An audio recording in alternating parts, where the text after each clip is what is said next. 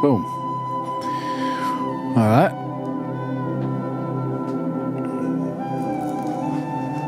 We all good? We are good.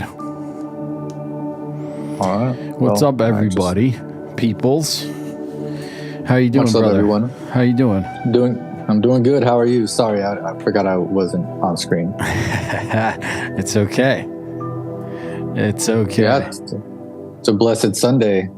It's been rather eye-opening already, and I'm excited for this show because we always have good conversations, and I think this topic is very relevant for a lot of people, especially because, from what I understand, it all begins with our thoughts. So yeah, are we at 3 o'clock, 4 o'clock? Okay. Word. All right, everyone. Well, this is the beginning of episode number 2 of The Observer Effect. I'm your host, Job Liddy. We got Makoa in the house as well. What's up, Welcome, y'all? brother. What's up? Hope everyone's doing well.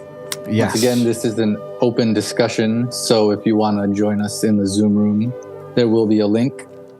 Just check the chat, and we'll get that up for you. Yeah, it should automatically drop every 5 minutes, but I will drop one in now. Okay. Right on. And really quick as well, just to set a little bit of foundation on what's going on with our show, I'll give you a little definition of what the observer effect is, just so you get an idea again of what we're doing here. So the observer effect is a phenomenon in physics where the act of observing a system or phenomenon changes its behavior or state. This effect arises because any observation requires interaction with the system being observed, which can disturb the system and alter its behavior. So, since our show is about thoughts this week, why don't we start off with thoughts on this definition here? And if you want to read it, it's in the chat. So go ahead and just check out the chat, and it's there, what I just said. And I've got a few comments on it. How about you, Makoa? What's your initial reaction on this? Well, I was looking at videos today on thoughts, and this actually came up in one right off the bat. Was nice. how science proves how thoughts manipulate reality based on the observer effect, and how they did tests with, the screens and how photons travel through, like a hole in a screen. And then on the other side where the photons traveled through, the observers, based on how they observed those photons and electrons, I think they did too, based on how they observed those, they manipulated and changed their environment of that energy. If that makes any sense. It's pretty cool stuff. Oh, Liquid Cleanse, welcome in. Thanks for the raid. Oh, big up to all the raiders. Liquid Cleanse, our great friend DJ Footnotes. Much love to the Canada crew. Yes. Hope you're all doing well. Let us know how we sound. Make sure that everything is coming through clearly. Once again, you're locked into the observer effect. We were just going over a couple of fundamentals here. If you look in the chat, it gives a little explanation on what the observer effect is. And Rob was just talking about the experiment that was done. The first one was done like in the early 1900s. And like he was saying, they took one photon and they basically shot it through one slit and made it hit a target after the slit. And then they put another barrier with 2 slits in after the first one. And they basically figured out that because they were there, because the scientists were there observing it, they actually influenced the photon into splitting itself up in order to get through both of those slits to hit the target. There you go. Which again, like Makoa was saying, it's something incredible and something that we don't hear about or talk about every day, which is kind of the reason why we started this show. Totally. And it proves how, scientifically, it proves how our thoughts and the way we perceive things influence the unfolding of what's going to happen. Yeah, Pretty crazy. it really is. And that's why our first show is about thoughts, because, according to science and a lot of recent research, it all starts with our thought, because our thoughts come from a collective consciousness that is only consciousness. It's pure consciousness. It's no thing. It's no time. It's nowhere. It's in something called the quantum field. And we'll get more into that a little bit later. Much love, Shogo C. Thanks for joining us. So everyone, we've got the Zoom link available. Anyone can join. We encourage people to be a part of this conversation. We'll be asking some questions to each other, but also, to you guys as well, to kind of feel and hear how you guys work with this kind of stuff on your daily basis.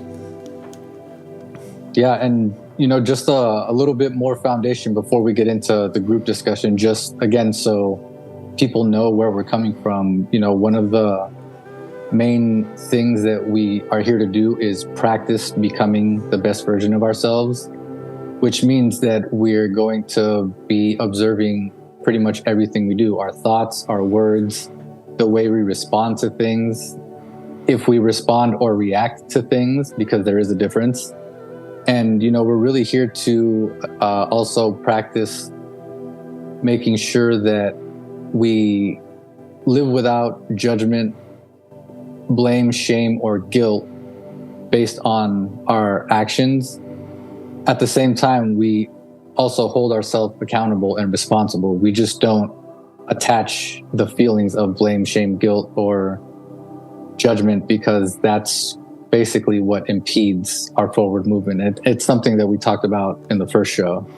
It takes a lot of conscious effort to do these things, but it's, what life's all about as far as like living a happy life. And it's worth it,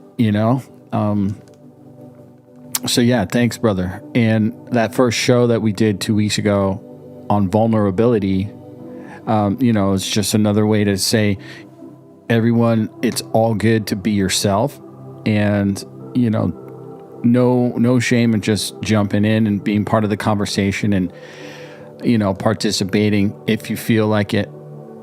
No reason to have to wear any type of mask and pretend to be anyone else. We're open to, being ourselves here and taking care of everybody. So. Yeah. And, on that note, while we are practicing becoming the best version of ourselves, since we're not already in the habit of doing it, we will make mistakes, which means, there will be conflict and there will be disagreements. Yeah. Having peace has nothing to do with your outer environment. Peace is an inner thing, because a lot of what we're going to talk about on the show is basically becoming more aware of how being centered is all about focusing on your inner being and not your outer circumstances, because we can't control our outer circumstances, and those are all phenomena, which means they come and go. I'm gonna get a little bit more into some other things in a second. Really quick, I just want to shout out my boy Y2, Mr. Von Blackman over in the UK. Thanks for tuning in, brother. Appreciate it. Yeah, let's see, we're at 4:08, so I just want to make sure to get through a few things, because I do really want to get into the conversation and get more people involved in the questions. So just some fundamental things, because I understand that people tuned in and the people watching the archives, everyone is at a different level of understanding about all of this and how consciousness works. So just some quick things that have been proven by science and are not just theory. They have now been proven through many, many experiments, and you can check out a bunch of different people. We'll give you some resources on that. Just some quick name drops: Dr. Joe Dispenza, Dr. Bruce Lipton, Greg Braden. Check those dudes out. They're doing this research every day. And where was I going with this? Oh yeah, so some basics is science is proving that everything fundamentally is energy. And energy is a frequency. It's a waveform. Before it becomes actual physical matter, it's a waveform that has infinite potential and become anything you want it to be. Because in the quantum field, anything is possible because everything has already happened and is already happening, because like we mentioned before, in the quantum field, there is no time as we understand it. There still is time, just not as we understand it, because in the quantum, everything is now, because now is the only actual reality. And since everything is possible, the way you manifest it is by tuning in to certain frequencies. And the way we tune into those frequencies is with our thoughts. You know, that's why when we told people to come to our conversation, it's because we want to invite them to start practicing high vibe conversations. A lot of time, many people don't practice that is because they've never been exposed to it. And this goes into language and our exposure. And, you know, if you don't know what you don't know, there's no way someone can get mad at you for not practicing. And that's one thing I always hold in mind when I'm talking to people that are on, you know, parts of their journey that sometimes frustrate me. I always go back to, well, I was at that point as well. And I eventually got over it through learning more practices and practicing in general. Because one thing I heard this week that really influenced me, and I think it's something I want to touch on before I forget, is this dude was talking about the correlation between how long it takes between your thought and for it to manifest. And this is actually something you and I talked about earlier this week. And basically he said the time it takes is the time it takes for you to become comfortable with that feeling, with the feeling of already having whatever that goal is. Mm-hmm. Because once you get comfortable with that feeling, now you're tuned into that frequency, and now it starts manifesting in your physical reality. Because since everything is happening already, the only reason you're not experiencing your best life ever is because you're not tuning into that. You're thinking about other things that are distracting. I love how Dr. Bruce Lipton puts it, pre-programmed, right? Mm-hmm. Like he says that, meaning like our first 7 years of our life, we are basically like programmed to be who we are as adults. And a lot of that is stuff that like our parents learned that they were pre-programmed to. So it's like a matter of reprogramming, which is, like you're saying, building these and changing these habits.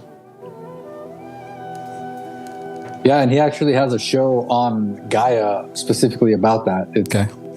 I don't remember what it's called, but he's basically talking about how you use your thoughts to reprogram yourself and to create your physical reality. And Liquid Cleanse brought up something. She said, personally speaking, she has no chill and needs to find some inner peace, find the space where she doesn't overthink everything. And, you know, everyone's going to have a different way of actually getting to that point, because since we all have our own way of thinking of how the world works, we're basically living by a set of standards that we think will work or won't work. You know, and this gets into, I don't know if anyone's familiar with the 4 Agreements by Don Miguel Ruiz, but the first one is be impeccable with your word. And it's basically talking about how you want to make sure that you're always speaking what you want and being grateful for it as if it's already happened. Because if you say anything else, it's going against yourself, and going against yourself is basically, again, going back to what you mentioned, the resistance, which is trying to control things instead of just letting it happen. And I think that kind of touches a little bit on what Liquid Cleanse was talking about. I think a lot of times we want to control everything because we feel like it's the only way we know what the outcome is going to be. And that plays into some ego traits, which we'll talk about in another show. But I really do want to make sure that we get into, or we stick to what our topic is, which is thoughts. And we got Jasper James in the house with us. Jasper, up, welcome in, brother. Hey, chilling. Can you hear me? We can. Yes, sir. All right. Good stuff. Yeah, it's been a hot minute since I've been communicating with this fool on the left now, man. Good to see you, man. Good to see It's you. been way too long, dude. It's been a nutty series of adventures, man. But so you're talking about quantum physics now, and the web and the string theory, bringing it all together with the consciousness now, and also bringing it down to waveforms, and trying to break it down to more of a sound and a frequency before it becomes an energy form. But what if the sound and the frequency in and to itself is energy, and therefore rolling that thing all over? So like, what came first, the sound and the frequency being energy in and to itself, making energy, or the energy that is? That's a very interesting question. And Very interesting. From what I understand, frequency doesn't necessarily have a sound, especially if it's outside of our hearing range. Because I'm glad you brought that up, because one thing we're also going to talk about is how our senses are limited, yet we base our whole belief system on our five senses. Which it's just also we're not crazy. seeing light. We're not seeing a lot of spectrums of light. We're not hearing a lot of spectrums of sound. And so there's a lot going on in front of us that we are not even there's zero awareness, but it's there and it's happening. We're just not seeing it. We're not hearing it, but we're certainly feeling it. Yeah. Yes. Yeah. Yes. Yeah. And I think as we get more evolved, we're going to be able to interpret that in almost like in an alchemist way, work with it. Well, that's a lot of what the specific research that Bruce Lipton, Greg Braden, and Dr. Joe are doing is basically figuring out that they're basically proving through science and through the scientific language what all the mystics and ancient cultures were telling us through their language. And that's why language is going to be another one of our topics, because the language that we understand is, again, what we base our reality on. You know, like there's this book by Carlos Castaneda where his teacher is telling him about how he needs to be more open to things, and then all of a sudden the wind hits him in the face, and he said, "Oh, the wind just hit me in the face." And he was like, "Well, that's what it was." Or he said, "Well, that was the miracle."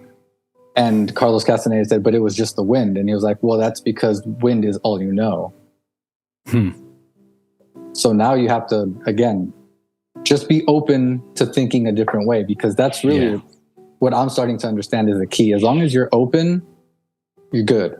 Once you start closing yourself off and believing that what you believe is the only way, that's when we start getting a little convoluted and a little too narrow-minded, and it blocks us off from connecting with others, you know, like blockage in the and it's crazy, dude. Like in that vulnerability video that we watched, she was talking about how if you don't connect with others, you don't really build a strong relationship. And if you're not going to be vulnerable to others first, they'll never feel comfortable enough to be vulnerable with you. Because again, it goes back to that feeling.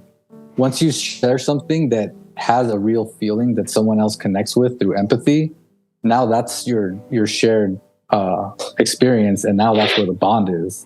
It reminds me of this video that went viral of this kid basically dancing at a festival on a mountain by himself and just getting down, and like people are filming him from far away, and then this one guy joins in and they're dancing together, vibing. Next thing you know, within like a minute, there's hundreds of people surrounding them dancing together. Oh yeah. You know?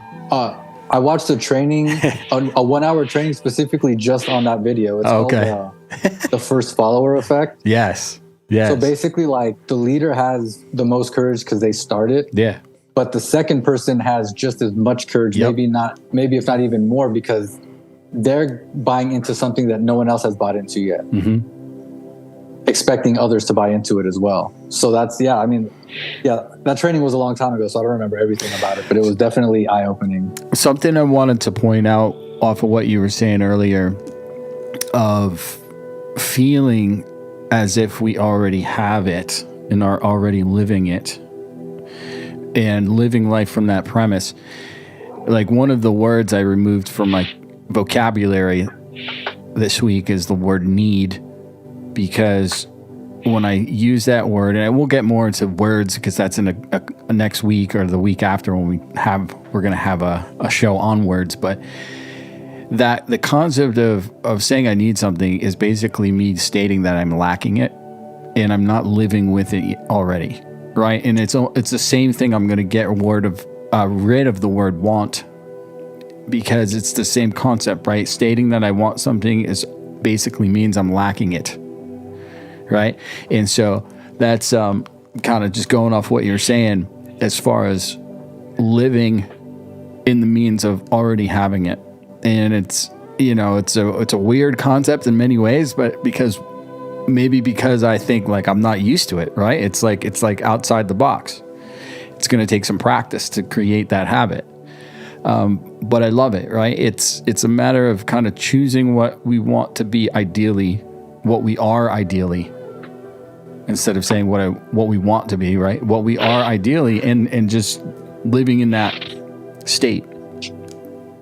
Yeah, and it's great that you brought that up because it reminds me of something that I found super important this week is that when you said it feels uncomfortable or like you don't usually think that way, what's interesting is that we actually do think or like we go through the process all the time. It's just that we're so used to doing it with a negative aspect that we don't realize how good we already are at manifesting. Like people always ask, am I good at manifesting? Oh, we're good. Like, you manifest, you're so good, you don't even know it. It's just, Oh, you're not consciously. I know. I've definitely brought some craziness on. I'm living proof. Be careful what you wish for. Yeah, that's it, right? We can manifest good. We can manifest whatever we're experiencing. We're manifesting. So we're really good at manifesting, some messed up stuff too. Oh yeah. Well, it's funny you bring up good and bad because the universe doesn't understand good or bad.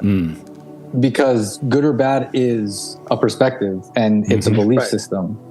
I think it understands more positive and negative, not necessarily good or bad. It's not putting it as a evil per se. It's like positive and negative charges, but like I'm thinking more like magnetism. Like the universe recognizes a positive and negative, but it doesn't necessarily make that like negative is evil, positive is good. It's huge.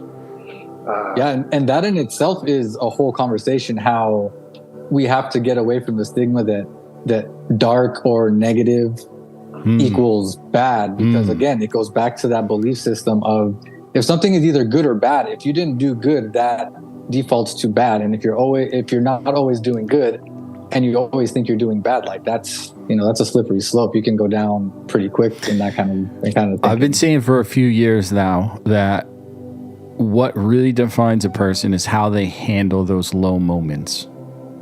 And like, because how we handle them, to me, it allows me to either go further lower or to basically rise above, eventually fail forward, right?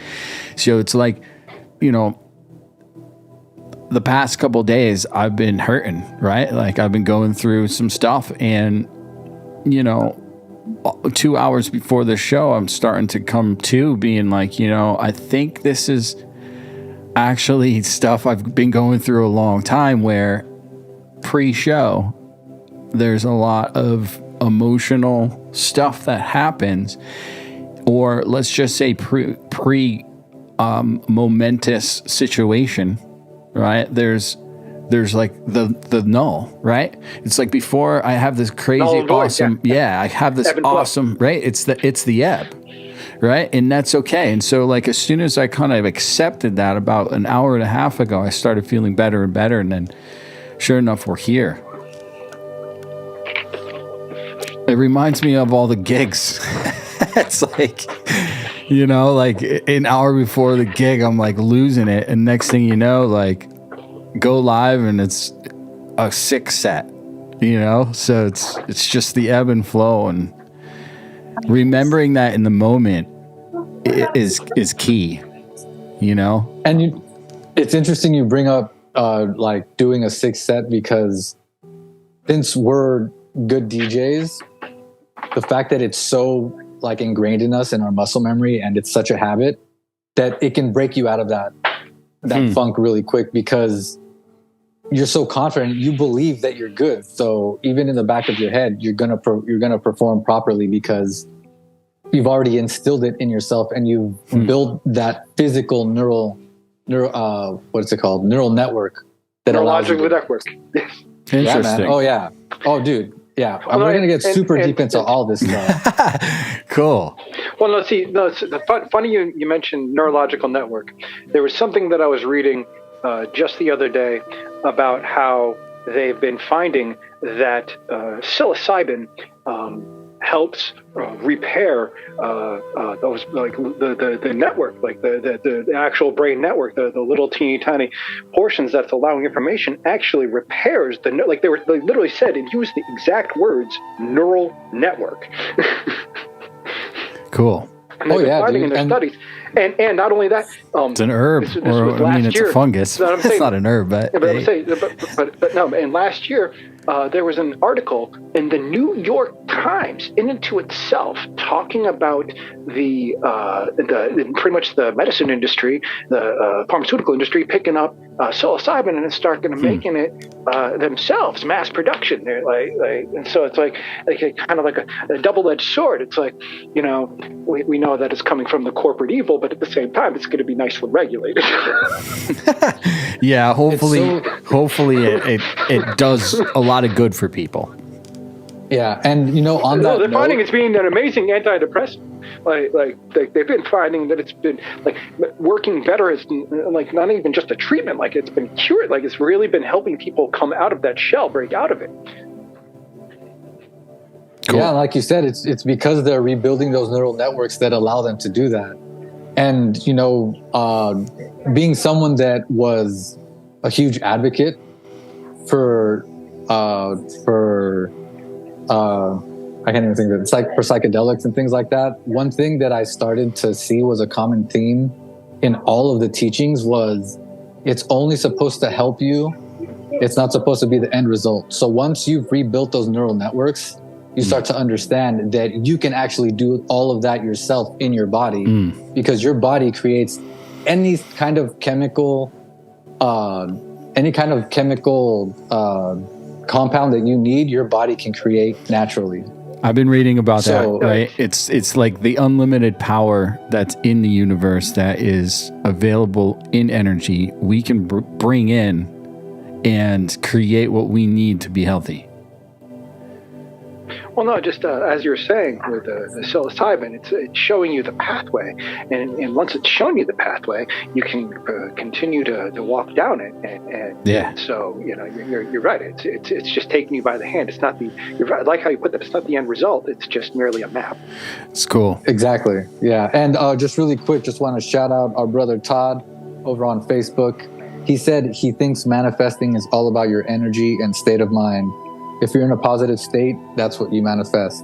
And that's so true, man, because again, we're going back to energy and state of mind. Your state of mind is based on what energy you're putting out. If you're in a low frequency, you're going to be low energy, and you're going to experience what lives in those frequencies. Because, one thing I was going to talk about a little bit more is how I'm learning how certain types of information live on certain frequencies. So once you learn how to tap into higher frequencies, once you get high enough, you literally become immune to low frequencies simply because you're not tapping into them. So when they hit you, it becomes, out of phase and it becomes garbage. And since you're vibrating above it, you don't actually experience it. It's still there. It's not that it doesn't exist. It's just that now you aren't experiencing it from that point of view, because now you're in a higher frequency with better types of thoughts. So now you're thinking the thoughts that are going to help you see past the low vibration that's manifesting in your current situation in front of you. Cool. No, I like that. I like that. Very succinct. So, Blady, I have a question. Yes, sir. I have a question for you. So, as we kick off the month of March with this first show focusing on our thoughts, I wanted to clarify to everyone that all 4 episodes in March are connected. And I wanted to ask you how they're connected. Right? We've got thoughts, our habits, our identity, And our words, right? and our words. Yes. Yeah. How are they And connected? Action. Oh, don't forget actions. Well, it's not a specific topic on our list, but actions is like a subtopic of all of these things, because from what I'm understanding, the process is, that's why I put the shows in a specific order, because it's supposed to start with our thoughts, because again, it goes back to energy. Our thought is actually a thing. It's just formless, because as a thought, it has a vibration, so it exists in the quantum field. We just don't see it. Proved by the observer effect. And experiments. Yeah. Okay. Yeah, and then we move into our words, which is basically amplifying the volume, because it's the same thought, but now out loud. So now you're projecting more of that same of that same frequency. Right? We can all understand amplification. Let's go. Yeah, and dude, we're going to use a lot of analogies when it comes to music and DJing. Turn it up to 11. This one goes to 11. This one goes to 11. Oh yeah. And then the third one is what's the third one? Habits. So habits are basically classically conditioning yourself.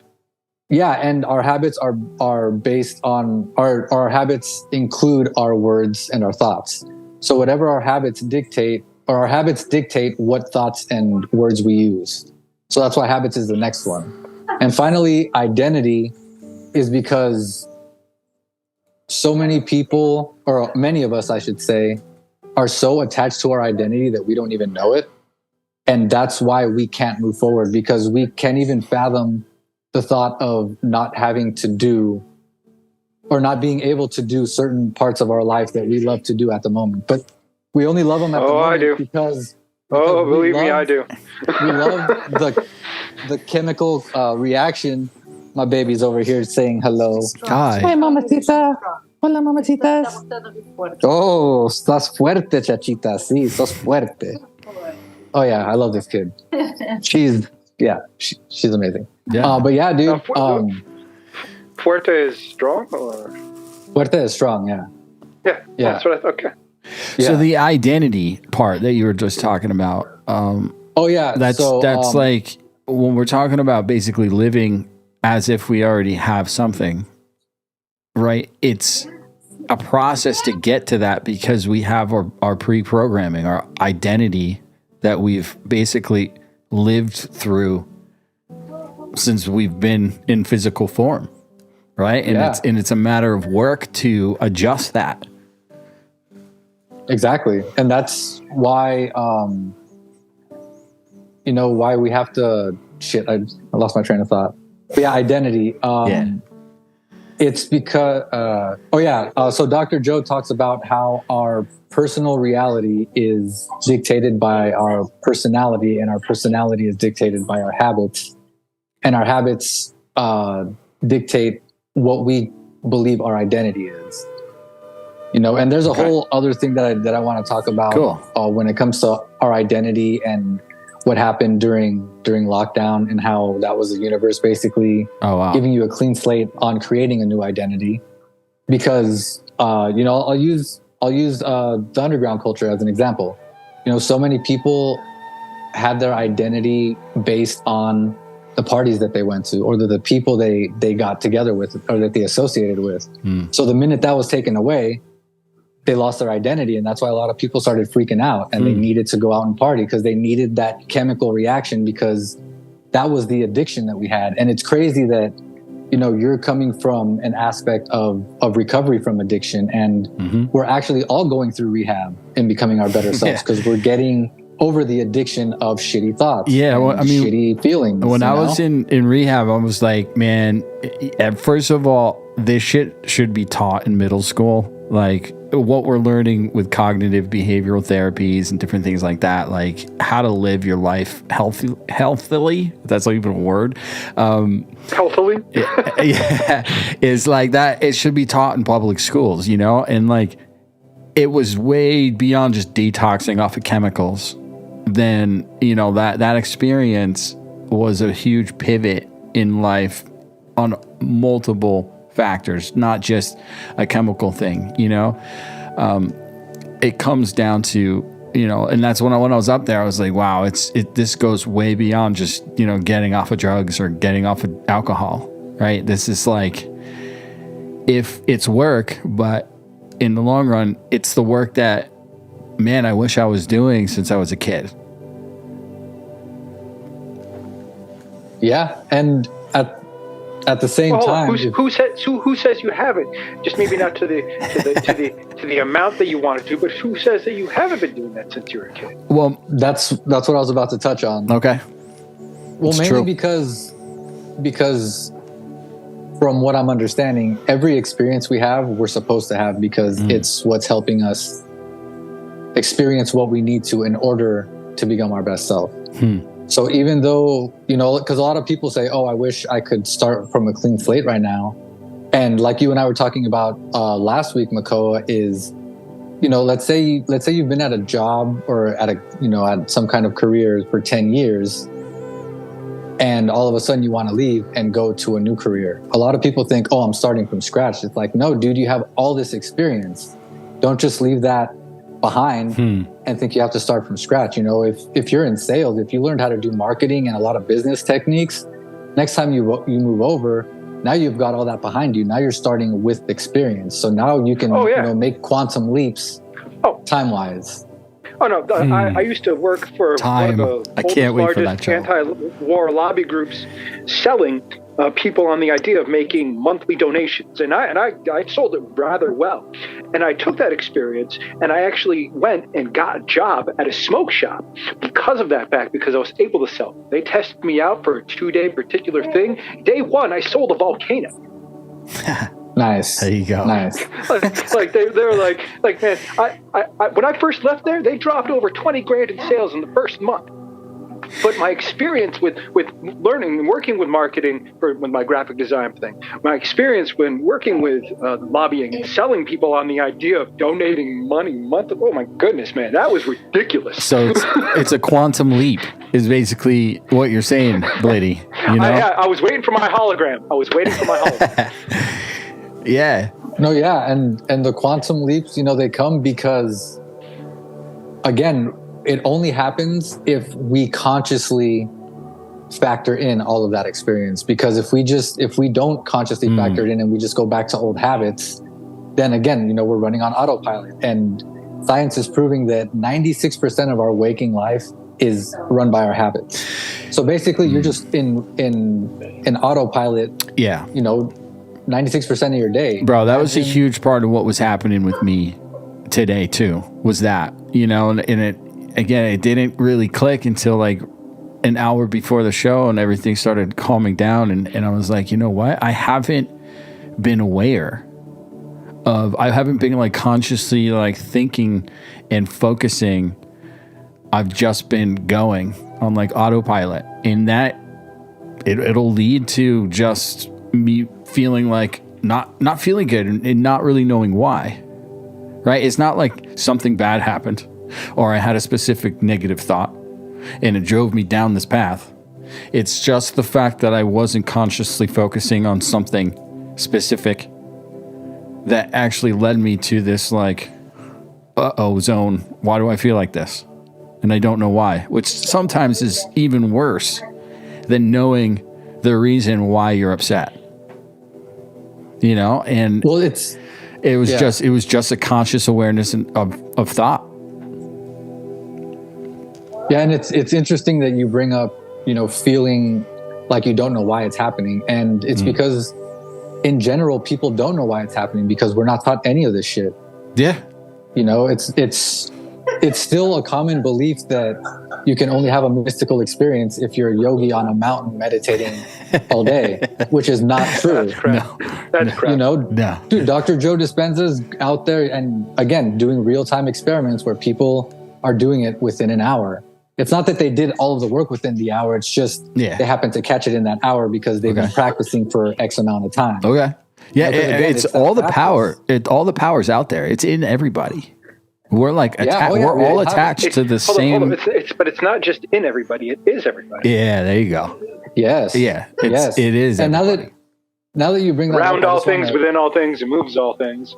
I You want to know, attach one quick little thing to that just because I think it's relevant to what you're talking about is a saying that I read that says, greet your fellows as a God would other divine beings. Love it. Love it. right? And like, once you really start to think about that, your thoughts completely change because you get past ego. You know, you're not thinking, oh, I'm a God. It's like, oh, I'm God. Say and that so one are you. again. So we're both dope. Greet your fellows as a God would other divine beings. Well, see, I used to have a T-shirt that literally said in small print, typewriter, "I am God," right across the chest with a period, and everyone was like, "What? You're not?" I was like, "No, it's just a T-shirt speaking for itself. Calm down." Yeah, and again, you know, it goes back to our definition. That's of got what depth God to is. it itself. That response, I love it. Oh yeah. And we're gonna talk about definitions, and you know, a disclaimer right now. Now that we're on the topic, is people are gonna hear words that are very much tied into either religion or spirituality or both. Yeah. And the more I learn about Yeah. all this, we have to remember that it goes beyond religion, beyond spirituality, because even those are labels that we use simply just to have a reference point to be able to communicate with other people. You know, because ultimately a definition is just an agreement between you and I that this word means that. There's no set in stone anything. It's just we agreed that, and that's Right. why we understand each Well, just other even in English. you're saying set in stone, like it's only because we were told to say it was stone. You know, what if we said set in plastic? You know. That's a good point. That's true. Yeah. I love this dude, right? Jasper, meet Bloody Jasper. Much love, dude. Much Thanks love, for Jasper. Yeah, thanks man. for coming Thank you on for tonight. participating with us. And just real quick, a huge shout out and much love to Deep Tuned and Master Bass Windu. They're both part of the Bass Freak Radio family. They're helping us spread the love. Yes, Thanks for tuning in, y'all. Yeah. So, I got some other quotes. Could I throw some stuff at you when you're ready? Yeah. All right. So I'll get in. I just want to make sure to get a Yeah. couple questions in, but we're still good on time, so go ahead. okay. So, have you heard of the book "As a Man Thinketh" by James Allen? No. Yes. Okay. So I got to get this one, but this is an excerpt from Joseph Rodriguez's YouTube channel. I was looking up stuff today on thoughts. So a quote from James Allen is, "Mind may be likened to a garden, which may be intelligently cultivated or allowed to run wild. But whether cultivated or neglected, it must and will bring forth." Ooh. I love it. And dude, that ties in. No, that's powerful. I So, like that. yeah, No, that ties in. that was so that was well. poetic. I like that. That was yeah. Because either way, it's going to bring you something. It's just yeah. I like it. Right? The garden, you cultivate it or let it grow wild because, geez, that's what gardens will do. So what do you think, Blitty? Yeah. Well, something that Don Miguel Ruiz talks about in regards to that is, he said your mind is the soil and it's fertile for whatever seeds, or it's fertile for specific types of seeds, and the seeds are the thoughts. So if your mind is only fertile for low vibration thoughts, then that's what's going to grow. And even when people throw high vibration seeds at you, they're just going to stay on top of the soil and basically disappear and turn into a different energy, because your mind isn't willing to take it in. And this goes back to what I think Jasper was talking about this when, the things that are right in front of us, but we don't see them with our eyes because they vibrate at a frequency that doesn't apply to our senses. Mm-hmm. That's what he's talking about. That blessing could be right in front of you in either human form or in another form. And, there's a great little, analogy for this. When people ask for, if you're drowning in the ocean and someone throws you a purple life jacket and you say, "Oh, I wanted orange," it's like, you don't get it. And again, this goes back to us wanting to control the outcome and not being open to the unknown. If you wanted orange, but you only got purple, then you're going to drown. And it was simply because of your resistance, like you were talking about earlier, Mako. It's the resistance to the new. Why? Because we're not comfortable with it. And that's why tapping into the frequencies of love, abundance, and gratitude on a consistent basis is going to help you get comfortable with that feeling and be able to tap into it when outside circumstances are trying to prove you otherwise. You know, again, it makes you immune to that outside circumstance because that might be low vibration, but since you're so in the high vibe, you'll see it and you'll use the observer effect. You'll actually watch it, but you won't interact with it. You'll just let it happen as is. And that's how we learn to let go of all the things that don't serve us. Because until we learn to do that, everything that doesn't serve us still stays with us because our habits never die. It's just we learn to use, or, you know, we use whichever ones we focus on. There you go. Focus. Recovery is a big thing. Focus, what you say focus on is really like a conscious thought, active thought process, right? It's SR Sound is saying things grow regardless if they are cultivated or not, right? It's like our conscious thought process is the gardening, right? It is the matter of just paying attention to what we want to be. And as soon as we let go of that and we're not in the moment any longer, that's when we've walked away from that garden and now things are just going to start growing on their own, you know? And so it's like, it's funny because it's like, you don't want to control, like ultimately be stuck on this result, this outcome. But at the same time, you still want to be able to focus on some sort of outcome at the same time, if that makes sense. It's crazy stuff. Well, it's funny that you word it that way because the focus on the outcome isn't necessarily the physical manifestation, it's the feeling. That's what we need to focus on, the feeling, because and this is something I was going to touch on. Let's see. Our vibration is determined by our thoughts, and thoughts create a feeling, and the feeling is the vibration. So whatever we're feeling, that's what frequency we're vibrating on. So if you're constantly feeling like things aren't going to work out, then that's what's going to manifest. And again, it's not something that we need to judge ourselves for or live in blame, shame, or guilt about.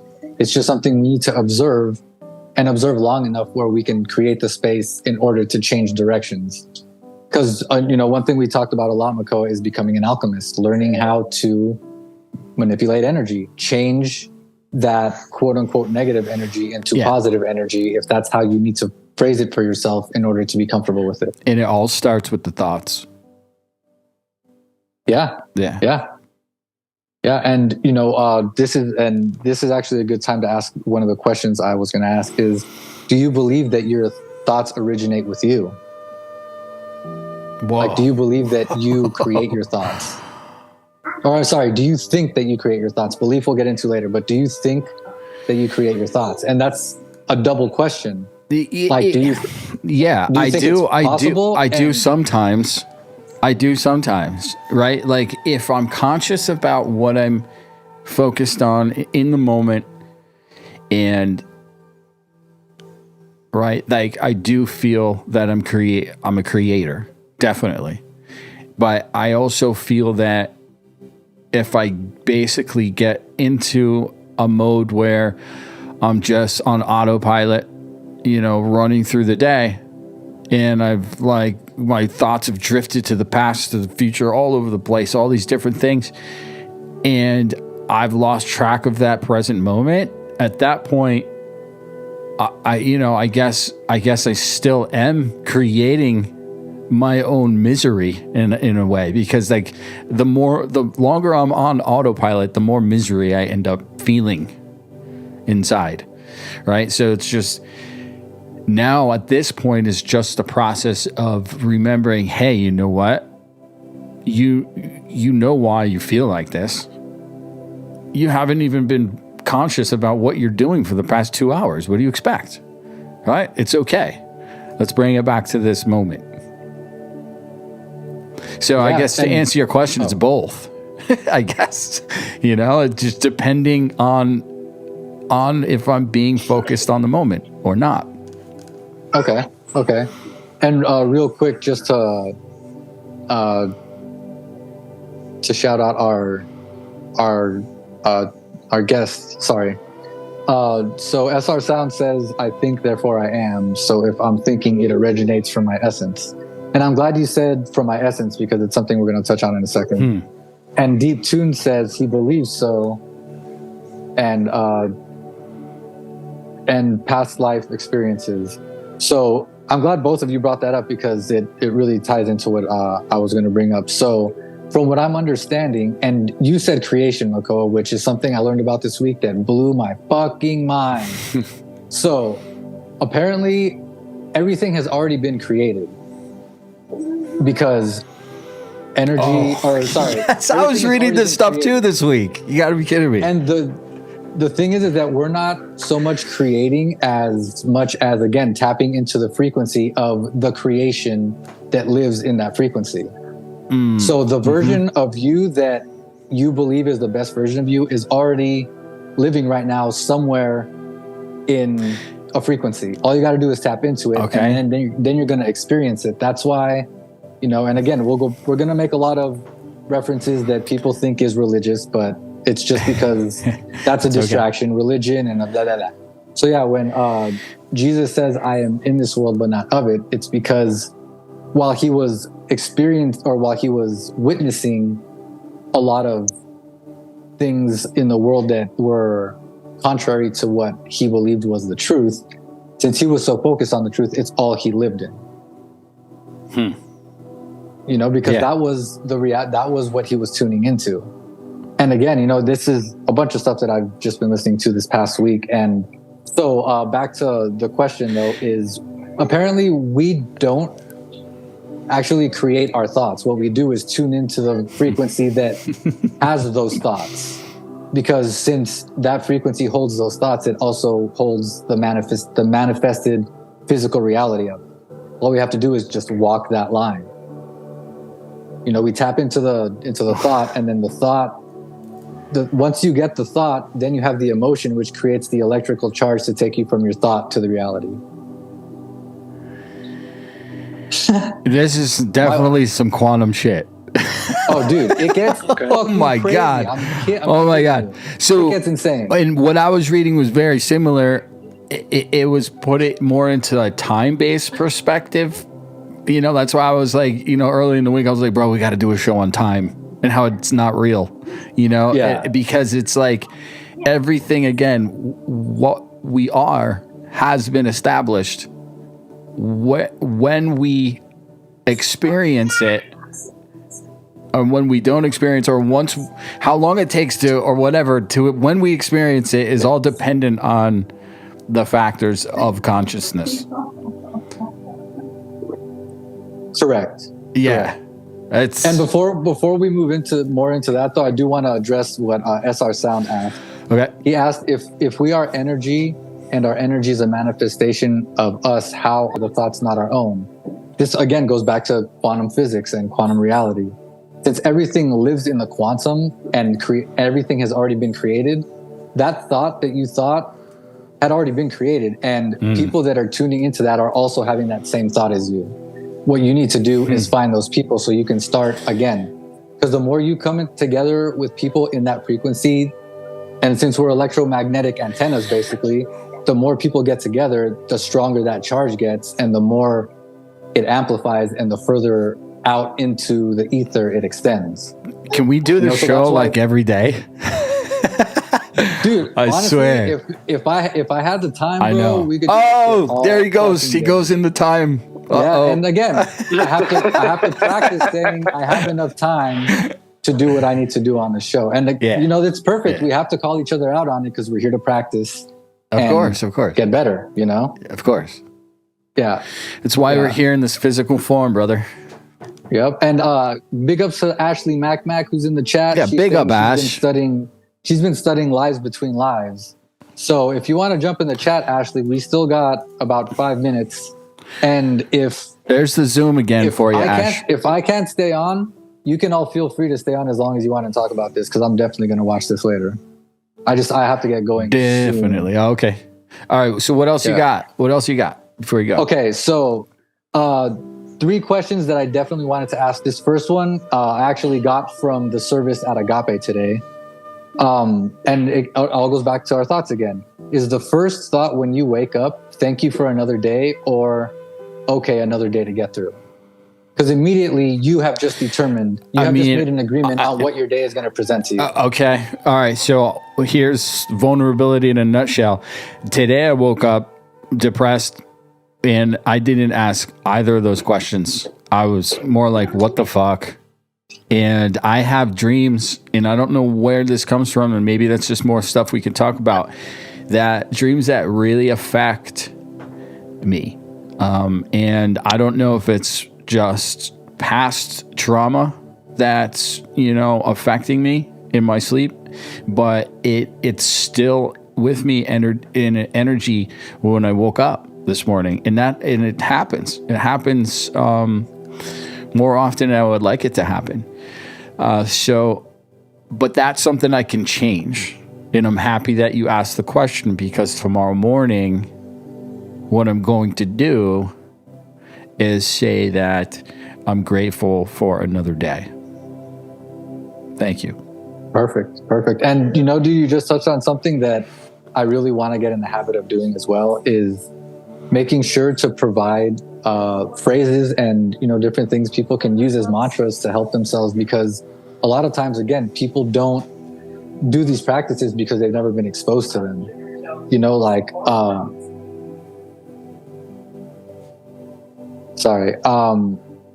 just, things like that. I want to leave people with resources that they can use for themselves, because again, ultimately this is all about practice. I'm not saying I have the answers. If anything, I have more questions, because you can always dig deeper, Yeah. And questions.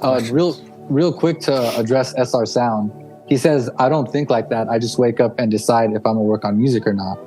And honestly, that's a perfect example of you taking it and making it your own. Since music inspires you and it's what feeds your soul, the fact that you think about that at the beginning of the day already shows that you're thinking in a high vibration that's going to serve you, because you're focused on something I love it. No, it's a beautiful thing. Yes. Because you're focused on something that drives you, not something that's going to keep you in bed for another 5 minutes. Because if you think, I'm going to go work on a tune, you're out of bed before you can even open your eyes. Because it's what's inspiring. Oh, we got Ashley Mack. Yeah, she's in the house. Hi. Oh yeah. What's up? Welcome. Hi. Good to see you. Good evening. Good evening. Good evening. So, really quick, I do want to let Ashley talk about past life stuff. I just want to ask one more question, because I think it's going to play into a lot of our talk later. Is what thoughts come to mind when you hear the word money? Oh, I've been Initial reading thoughts, about this right all off the week. bat. Oh my gosh. Money is an energy. Yay. Thank you. Love it. Thank you. I love it. And that's what I'm going to say the same thing. That's what I've been actually learning this week. Yeah. You have to embrace it as what it is. It makes things go. There's a bad side to it, but you don't have to acknowledge it or work with it. That what I've learned is acknowledging the having that is basically like some sort of blockage in us that we can focus on and expel. It's like a lot of past lives of poverty concepts Sure. and mindset Okay. Sometimes it could be like some people think maybe in a former life people took a vow of poverty or were a monk or that lesser than or I don't deserve, and it's like takes lifetimes to break. Wow. Lifetimes to break, or does that also bring us back to the timeline thing where we can now do quantum leaps? Well, we can quantum. You can quantum leap. When you die, you could go live a life 600 years in the past. We can't quantum leap in a conscious state in this life. I don't know. We don't know yet. Well, I can say you can definitely have an out-of-body experience depending on the level of psychedelic in your particulars. I've had several Me too. experiences that definitely have taken me to let's just say, even if I was not actually outside of my body, I felt like I was in a place there I was. Mm-hmm. Yeah, and that's that right there is going into the quantum, because apparently the way we get into the quantum field is by becoming pure consciousness, because that's all it recognizes. And that's why through meditation we're always told to get outside, or first stop focusing on things outside of your body, and eventually you get outside of your body, you get outside of you as a person, and you get outside of your ego, so you become no body, no thing, and no where, and no time. Wow. So now, since you're just consciousness, now you can create anything you want, because the quantum has every possibility possible. You just have to tap into it by thinking about it and consistently acting on the thoughts that will take you there. Going back on what you said earlier as well, is that hallucinogenics, they can help us, definitely put us in those states. I've done it for sure as well, but we are also able to create that same effect through meditation, through consciousness. Oh yeah, without any type of any toxin or anything. Yeah. Well, no, it's just the reason I brought it up, because you were talking about previous lives. Mm-hmm. The first time that I had that experience, I was actually guided through by a shaman, and I had taken a healthy amount of some fungus, and I discovered that in a past life I was a black lesbian saxophone player that wished to be a white man so she could get all the pussy that she wanted.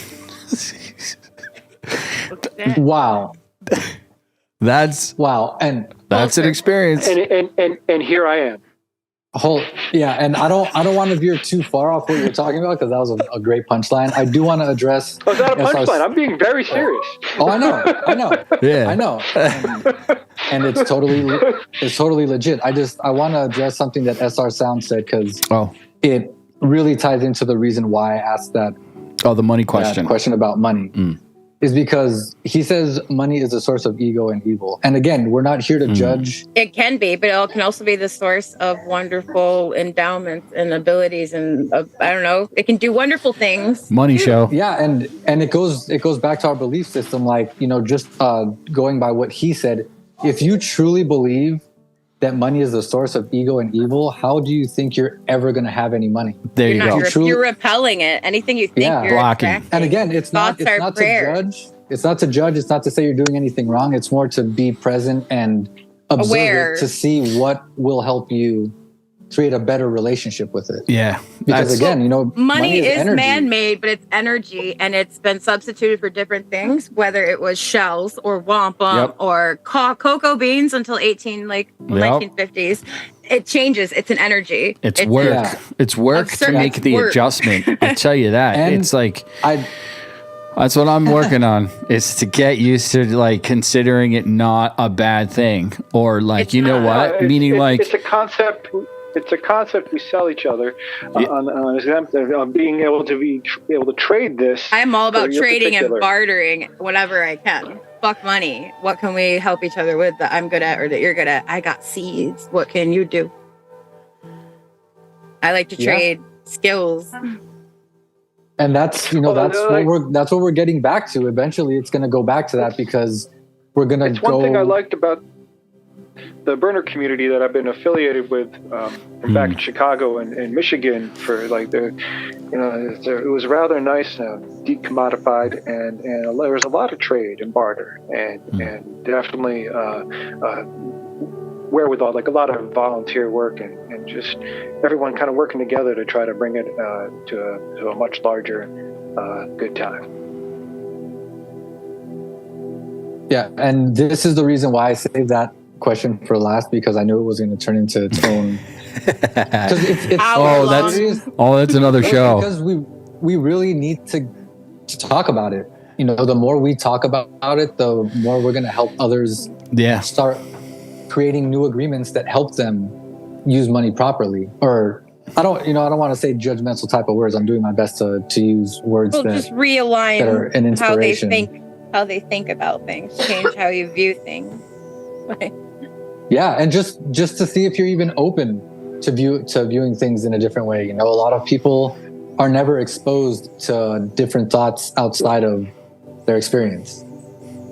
So just, and again, that's big up to all the Raiders, DJ Synapse, Well, much love, Total Rage. Welcome in. Just wanted to address y'all real quick. You're locked into the Observer Effect. We're here talking about our thoughts and how they influence our lives. I might have to get going pretty soon. You all are welcome to stay as long as you want and talk as long as you want. I do have a couple of other questions that I'd like for you to keep in mind, mainly because, again, we want to have reference points throughout the week while we're not together, where we can practice being in high vibe and thinking high vibe thoughts. If we only do this, if you only practice when we're together, it's not a bad thing, but how much longer is it going to take for you to get comfortable with doing it? The universe knows the real answer quick. to that question. Oh yeah. the higher you raise the vibes, then The more conscious I am, the quicker. and then it raises everyone around you too. Yeah. No, but I did that during my Definitely. walk today. No, when I went on a walk today, that was definitely what I was putting out there. Nice. So yeah. Always watch for the signs, because people forget to watch for the signs because they get too busy. You're like, oh, what do I do? And one path might be more lit up, and you go down that way and you run into a friend from high school or something. So you never know. The universe throws so many signs at us every day.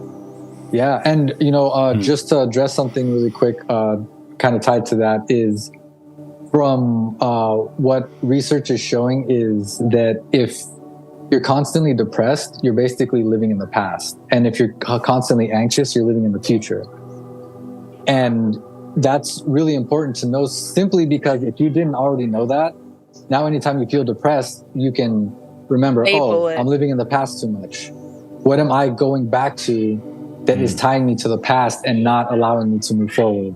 And again, It can be a subconscious or unconscious living in the past. Yes? Or it could be a game of ping pong between the two. I'm anxious about these particular things, but I'm depressed about these others. Well, it's what our brain sure. does to protect us. I was just going to say it's protection, being anxious or reflecting on what did hurt us. It takes a lot of willpower to be present and to keep directing your mind back to the present. Yeah, and you said it's shit. I thought the word. It's I lost it. Sorry. It's all right. So I guess my question was, can that depressed nature be an unconscious thing, right? Can we be in the past unconsciously when we're just basically going from point A to point B throughout the day, not conscious about what we're doing? Yeah, something could trigger now you, we're just and now all of in a sudden you're in your feels in the past. So I didn't even think anything about the past consciously. You didn't have to, because you could have passed a bike and then you saw the bike on the side of the road. It reminds you of blank, which triggered your blank that you haven't healed, and then you get mad Boom, later. boom, boom. Okay. It's all subconscious. It's just okay. It's asking to be healed. So therefore, another way to help us be healthy is to just focus on the moment. Right? Also to take a deep breath and to label that thought. What is the thought? Why am I feeling it? How can I not feel it or stop that and address it? Well, that's if you know it's a thought, right? But if we're subconsciously or unconsciously just upset over something that we don't even realize what happened because we're stuck in that past, unconscious or subconsciously, we don't have a thought to basically hone in on. It's just a feeling of, why the fuck do I feel like this? Well, you're both touching on something that is funny because it's right in front of us, but no one brought it up just yet. Is that you are, when you're conscious of what you're doing. I mean, when you become conscious, when you observe your thoughts, you start to understand why you're feeling that way, because you're identifying your triggers, you're identifying your cues that go into that mindset. So that's why, again, being in the moment is important, because it's all about finding it. That's why meditation Once you find helps. it, now you work on it. Meditation. Because Yeah. meditation is great, and I used to only, because I have ADHD, be able to do it like guided. And then I found this monk, and he taught, like, his videos helped me learn how to label the thinking or feeling. Like, you're sitting there and you're trying to meditate, and you're like, oh, my back, oh, this, and you start to think. Hi. And then you start to label it as like thoughts and thinking, and start to label it. And then when you start to get upset in the regular life, and you're like, I'm feeling, what am I feeling? And you start to be able to label things. Cool. Nice. Do you remember the name of the monk? Yeah, I can look him up. Okay. Thank you. I mean, you don't have to do it right now, but because we're gonna make a list of resources for people to check out.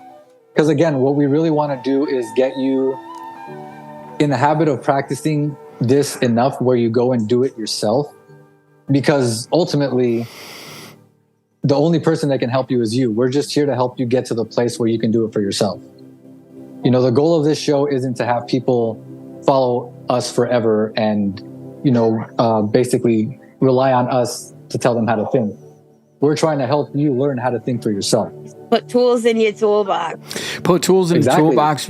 And also, I mean, dude, you're bringing up a good point, because to me, like, when I went out to rehab in December, I had spent the past 2 years before that really only socializing through online means, like through Twitch and stuff like that. I had gone through a separation, and not just, with my partner, but with a lot of people that I used to consider friends. And it was because it was a conscious decision of just basically not feeling like they're really friends anymore. And, I have to get out of these toxic situations. And I ended up setting myself up at this apartment and have all the tools and could do all these shows and was super creative. And 2 years blew by and I was isolated.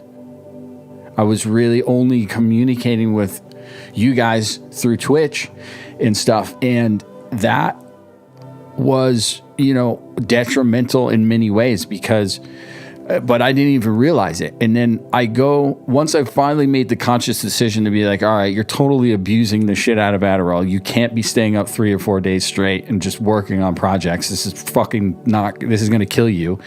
You got to go get clean. So I go and I detox, and next thing you know, there's this like tribal community thing that gels at this facility with the people that are there. And I become one of these leaders to help get people to like remember what inspired them as kids to focus beyond just being sober, right? And that was eye-opening. It was a game changer to me to be like, holy shit, people are wired to be in a tribe. Oh, yeah. We are wired to have, oxytocin, touch, and being around people physically. We're very social creatures. Totally. And they want us separate. And I was under like the idea, like, no, I'm going to be awesome on my own. I'm just going to produce. I'm going to do all this crazy cool shit. And I did a lot of cool stuff, but I almost killed myself in the process, and it's I don't know really why I went on the tangent, but I think something just in general of community came up. And it's a balance, I think. Oh, that's what you were saying, Blitty. You were saying that we want to help people learn how to help themselves, which is so important. And that I was definitely having my solitude when I was away at rehab. I would be the guy that would be meditating out on a rock, but then it was super important to get into the groups and contribute in the groups and to talk to people on the side during, lunch breaks and stuff like that. It's a balance of the two, right? So it's like, yes, I feel for this show, I feel like it's so important to be able to learn to process stuff on my own, but at the same time, oh my God, am I grateful to be here talking to you guys and being in a group. I'm thankful as well. Oh, sorry, I didn't mean to interrupt you. That's all good. Appreciate it. And now that I have the floor for a second, you said a couple of things that just really, really tied into a lot of things that I wanted to discuss on this topic. So when it comes to the community, and this ties into a lot of leadership stuff, which I have been studying for the last 10 plus years. The reason why, and you even mentioned, you know, basically burning yourself out, doing everything yourself, because while you can do anything, you can't do everything. And if you really feel like, and even if you can do everything for whatever your project is, once you're gone, so is it. So there's no legacy. There's nothing keeping moving on. So that's why you build a community. That's why you build something bigger than yourself, because then it creates a legacy, and it creates sustainability, something that will live past you. Because if you really want to contribute, you know, if it lives with you, then it dies with you. One of my favorite sayings is you plant a seed for a tree for someone else to sit in its shadow. He did fruit. Correct. Yeah. Cool. Yeah, because again, you know, a lot of these mystics understand that our thoughts are creating the world that our kids are going to live in, not necessarily that we're going to live in, unless we get to that point as a society where we can start manifesting things faster. And we're getting to that point because it's changing, the frequency bro. of the universe is moving up. And if people aren't familiar with the Schumann resonance, check it out. It's the frequency that the earth vibrates on, and it's been going up tremendously over the past like 30 or 40 years. Well, my two kids, right? My daughter's turning 18 in April, and my son is 12.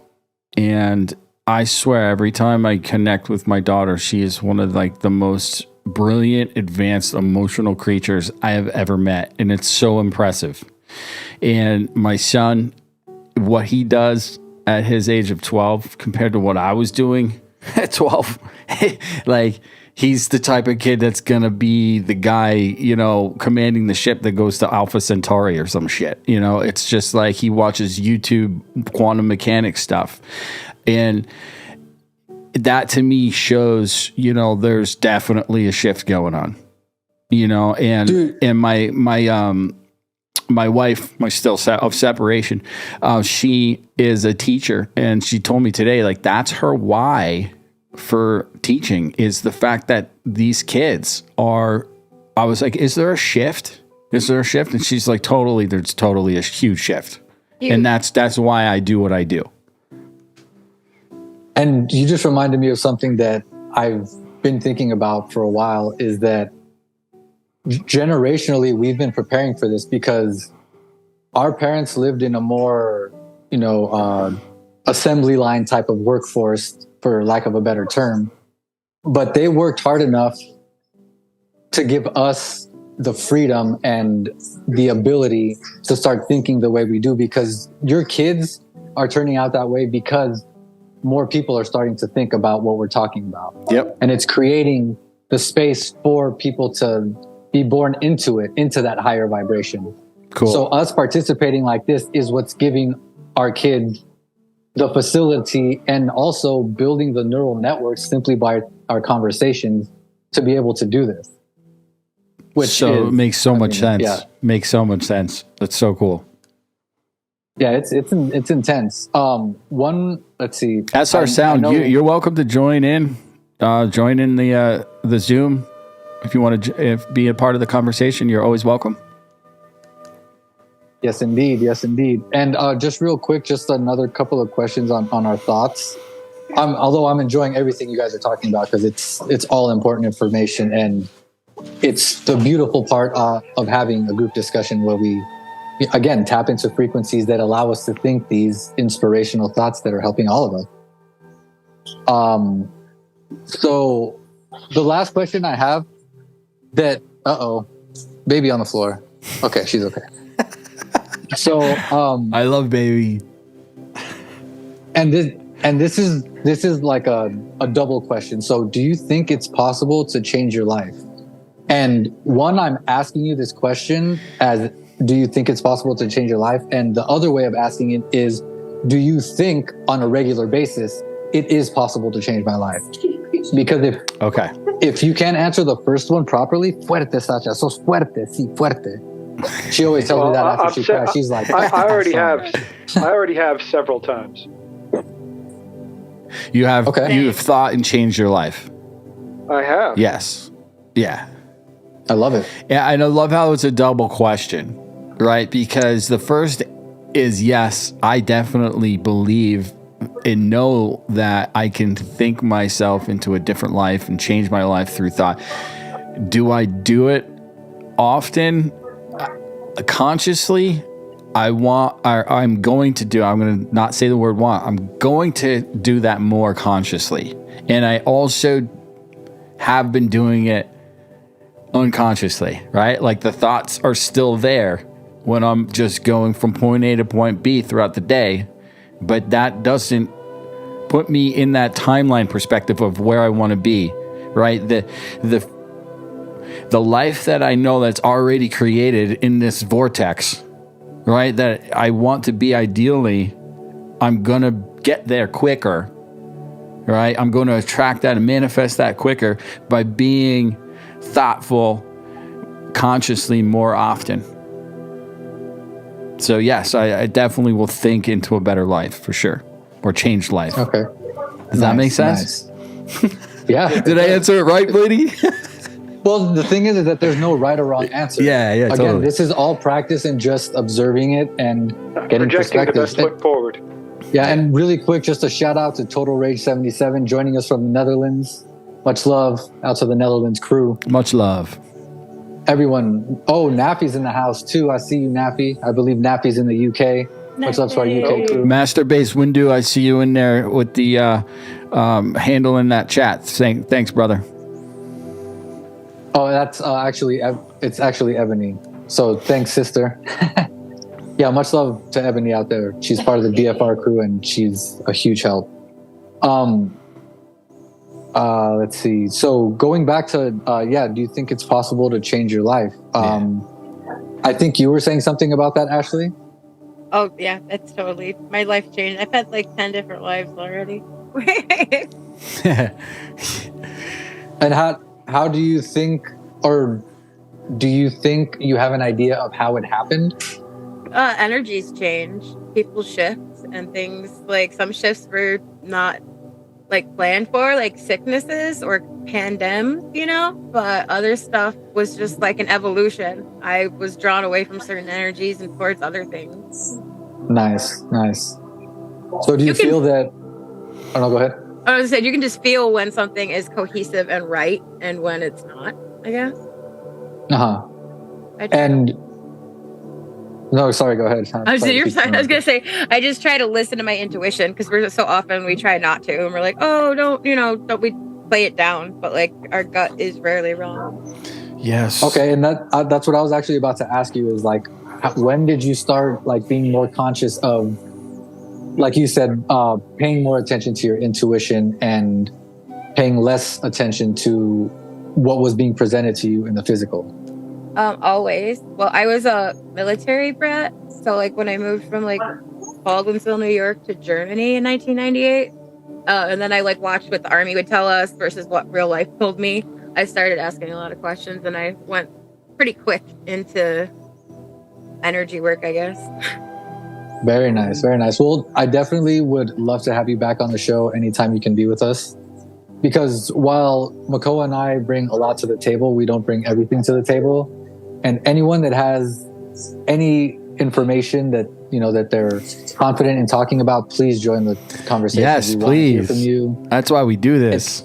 This isn't about me. This isn't about Makoa. It's about all of us and creating something new. Creating an environment that, again, starts attracting other people that want to talk about this. And the more we talk about it, the more we start to create things in the physical, and the more we start to see the actual change. Yes. Yeah. No, I believe it. Well, a therapy buddy said that the other day. He was talking about executive functioning and the fact that, I was put on Adderall for whatever diagnosis of ADD, ADHD, or whatever, about 2.5 years ago. And then I ended up abusing the shit out of it. And he's like, executive functioning is like what it's supposed to basically fix, right? It's supposed to like be a treatment to allow you to get more executive functioning done. And he's like, do you know what else allows you to get more executive functioning done? I'm like, what? He's like, talking about it. Okay. talk about it. Just, dude, just talk about things. Do it. And Get the idea and flowing, change it. Yeah. I will tell you about the might as well principle with ADHD. It's hard to start the executive function task because there are too many tasks and too many things. So you trick your brain a lot into being like, might as well. Like, I'll put away one dish. And then you're like, no, I'm going to put them all away. I'll fold this one hoodie. Might as well. You do the rest. I love it. I trick myself all day long. I love it. And that's awesome that you found a tool that helps you. Becky Safe put out a bunch of great videos during the pandemic, and one was like a billionaire's mindset on how to have a good. Becky Safe, she's from the UK. Becky Saved. Okay. Oh yeah, I've heard of Becky SAI. Safe, yeah. Becky. Becky's the shit, and she has really great videos on her page about like what a billionaire, like what statistically they do in a day, like what time they wake up, their routine. SAIF. Safe. Yep. Becky Cool. Safe. I see that. Thanks, Nappy. She does really great vids, and I like watch some of those, and I watched a ton of other things, and then Connor DeWolf does ADHD like reels and talks, and it makes a lot of sense. So yeah, once in a while we'll grab like a 10-minute video to include in these shows, and then we can bounce around off of after the video for sure. And really quick, just to touch on what DJ Synapse said, make deals with yourself to get shit done. That's what I do. And it's in. I'm glad that he said make deals with yourself, because it goes back to one of my favorite books. I talk about this all the time, The Four Agreements. Okay. You know, I love the fact that Don Miguel Ruiz uses the word agreement. You know, he doesn't talk about belief. He says, what do you agree to? Do you agree that, like Becky Safe, you know, Master Base Windu says Becky Safe is wonderful. If we agree with that, when we go check her out, we're already in an open space of allowing her to come in. Huh. And, you know, it might not be the best example, but I'm just using what we're looking at here. Okay, yeah. And, you know, agreeing, you know, what do you agree to? Like, you know, that's another great thought to keep in mind is, what agreements do you make with yourself that benefit you, and which ones do you make that don't benefit you? And always be open to shift your thinking, because you may be presented with better knowledge at a later point in time.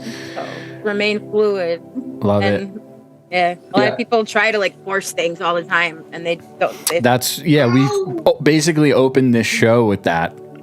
Ash is like trying. I'm not. My spidey sense is on point. Yeah, totally on point.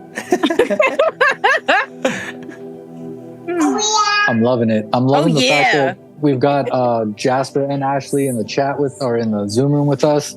I'm loving that, you know, the people watching are interacting with us and really participating, because, you know, I'm getting a lot from you guys. Yeah, thanks, guys. It's been an amazing show. Thank you. Everyone. I really appreciate you.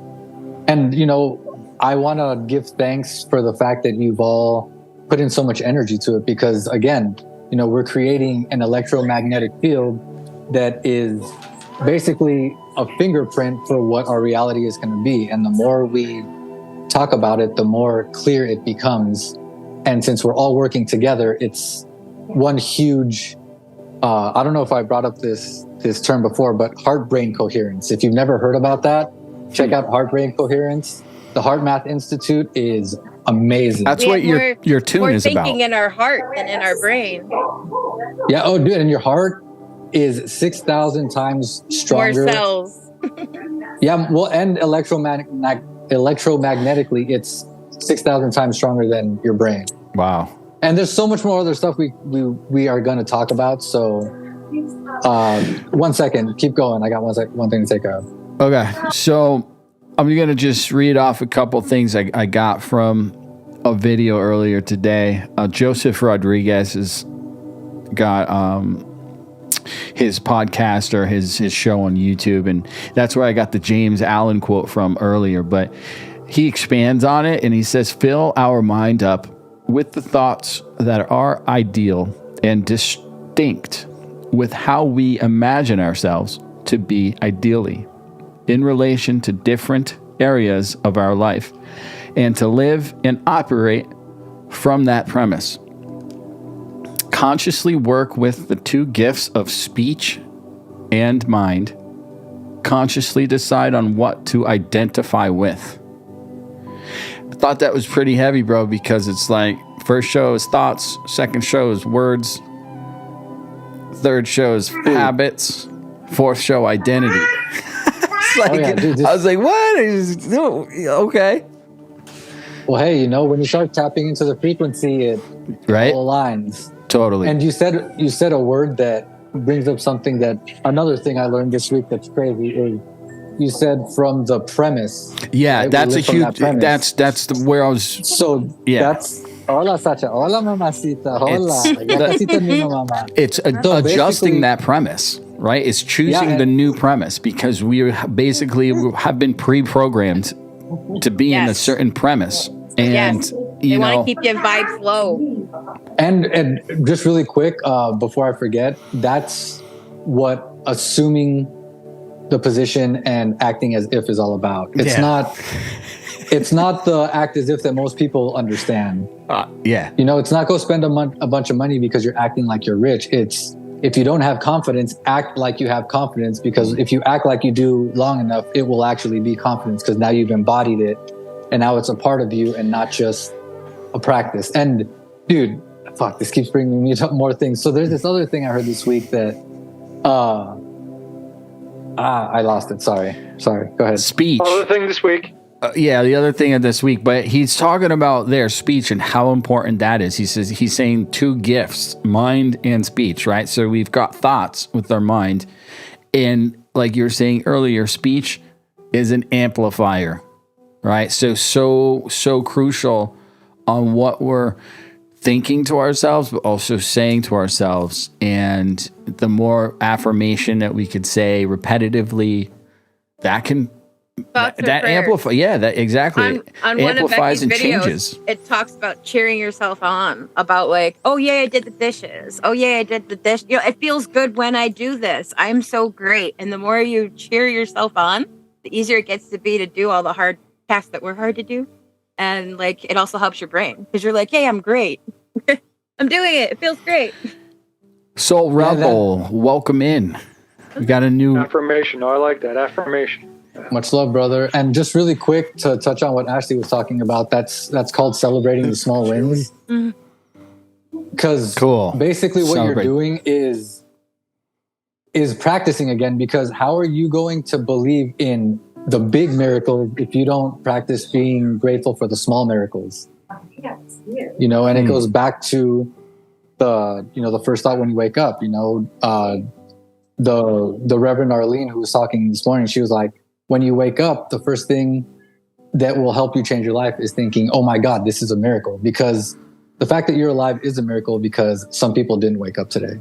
Yep. And when I heard that shit, I was like, damn, okay. Wow. It's true You though. really- I died and I came back. I chose to come back. So it's like I appreciate everything so much more. Very nice. Very nice. Really quick, because I do need to get going in a second. I want to thank everyone again for participating and being so involved. Please help us spread the word if you know anybody that's involved, that wants to get involved with us, wants to talk about this kind of stuff. Yes, please. Invite them. Let them know that we're waiting for them to come talk to us. And really quick, I'm going to drop my link tree in the chat if you want to. Oh, it doesn't work. Beautiful. If you want to talk about Yeah. this, I do one-on-one consultations with people. So if you're interested in that, Oh, please cool. feel free to contact me. But yeah, I do got to get going. Again, I appreciate everybody. Blessings to you all. Love you, Until buddy. next time, I will definitely check Safe out the rest of travels. this later on. Cool, man. Peace, Good y'all. job, buddy. Much Buenos love. Later, brother. Much love. Guten Nacht. Take care. Like, Bye. I put the link for that monk in the chat. The oh, you did? Yatahamo. He's pretty good. I see it. Nice. Thank you. Gonna grab that. So what's up, guys? How are you feeling? Like, Real quick, how does this mic sound? Because I just want to make sure my levels are good. it actually sounds very nice. Good. What kind of Yeah, mic did you very get? nice. Awesome. It's a Mackie. Cool. Oh, Mackie. All right. Yeah. Is it like a USB little fucker or what? Digital? Yeah, it's a USB. Yeah, nice. Yeah, there's a lot of good broadcasting mics that are so, click and go. I love it. Yeah, I'm currently using Wise headphones. These things are great. No, seriously, they're like the microphone, everything. They charge in like 20 minutes and last for like the day. I mean, it's just these things are beautiful. Cool. Yeah. Like seriously, like the sound they have, the sound dampening. You can block outside sound when you're listening. This shit is beautiful. My sister got them for me, and I love that little bitch for it. You're wild. Hey, they're doing the trick. That's for sure. My headphones and monitors are Mackie too. Yeah, man. It's a classic brand. So,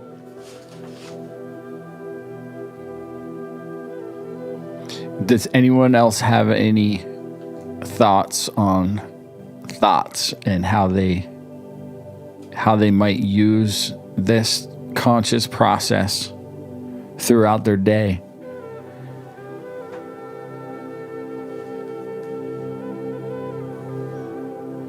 Thoughts. I'll take that as a negative. Well, no. I have a. There you go. I actually have a series, something that I had written several years ago, and it was titled "A Collection of Thoughts." Collection of thoughts of thoughts. It was collections of thoughts while thinking of thought. I don't know. It was just it kept cycling into itself. It was like collections of thoughts and of thinking of the collections of thoughts and just. And what I find is when trying to conceptualize something, well, it's like, but in and to itself is a concept to begin with. Like earlier, you're talking about money. The only reason that it has any worth is because we agreed upon it. Mm. And so you're talking about like these 4 agreements. What things are we agreeing upon? Money is one of them. And then what I find kind of funny is that more people can agree upon that than they can say a religion or, what we would classify good or evil. But we can all somehow recognize the value and worth, like coherently recognize and agree upon that money is worth what it is. Money is what it says it is, as we say it is. Well, that's interesting. You made me think of like the mirror effect, like when you kind of get into like a few different mirrors, and then next thing you know, it's like one you're like reflected, and there's like a million of you. You know what I'm talking about? Like yeah. You bet you have 2 mirrors next to each other. Yeah. Infinite you. The infinite you. I have a problem with the whole thing though, because money also has that negative flip side too, but it isn't energy. So it's like you have to accept it, but at the same time you have to accept that like this system is often equal. Hence people have record like profits at the same time there's record poverty. So yeah. The system needs an inherent overhaul, but energy is energy, whether you exchange it for money or goods. Yeah, it's something I'm working on this week for sure. I just got the book. What is it? It's a workbook on money. No, how to become money. There you go. Right. And the first thing he's talking about is it being energy. And it's actually like very entertaining book. I would recommend it for anybody. Because it's just like excerpts from workshops that he's done and people asking questions and just basically working through their own interpretation of what money is and what type of emotions that it brings out in them. And he helps them basically like expel those emotions, kind of remove the blockages, and then being able to just move forward as energy, as money being energy, because we can pull in energy just by breathing in, right? Like other empaths, I'm sure you guys are familiar. You can walk into a room and you can feel it, right? Like that's something you got to change, because empaths, we go into a room and we are triggered to attune to the lowest energy, because the lowest energy is a threat. And that means you grew up around parents that were a threat. One, you perceived as a child that there was a threat. Wow. So you're saying naturally most people who have had issues as a child will attune to lower vibes, but we need to try to look for and attune to the higher and bring them up instead of attuning to the lower because it's a threat. And that's a conscious decision of what we can do with work, right? Yes. Like, okay. I What are you going to say, bro? I disagree. I disagree with the walking into a room and automatically feeling the low energy, because when I walk into a room, whatever energy's around me, I feel. I don't feel one before another.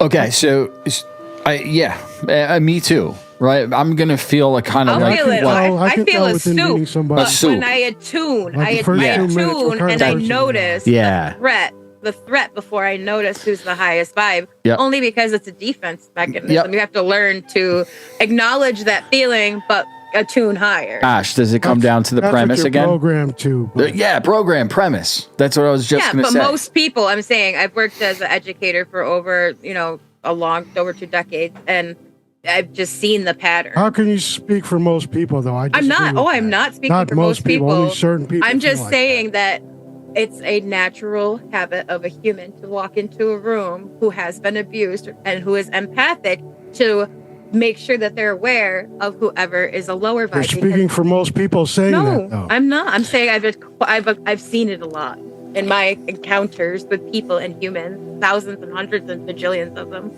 A lot. It happens a lot. But that doesn't mean most people. It's only what you've seen.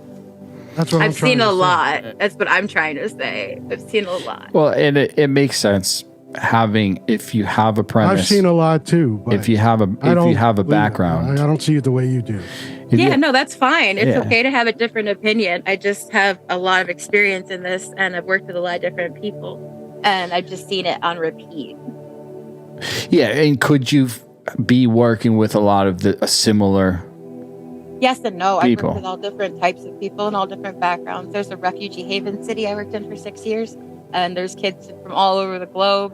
I've lived all over, so I've worked with all different types. And so, you think it could be part to the fact that human beings in general are going to, without practice and without a conscious approach to life, are very susceptible for falling into like that protective mechanism, the lower brain, right? And so like I think maybe could it be the fact that some people that are empathic and don't even know that they are, right, are going to walk into that room and feel that without knowing why, right? Because naturally the human being is going to have that lower brain response.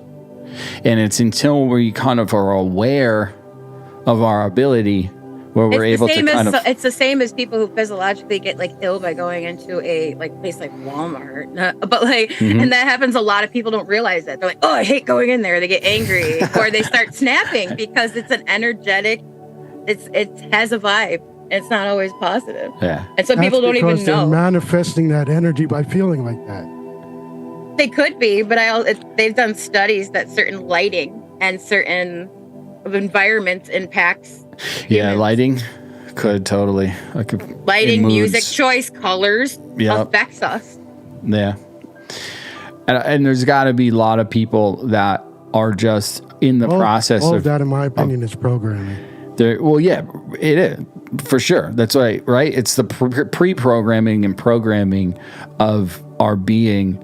And a lot of times people aren't even aware of it yet.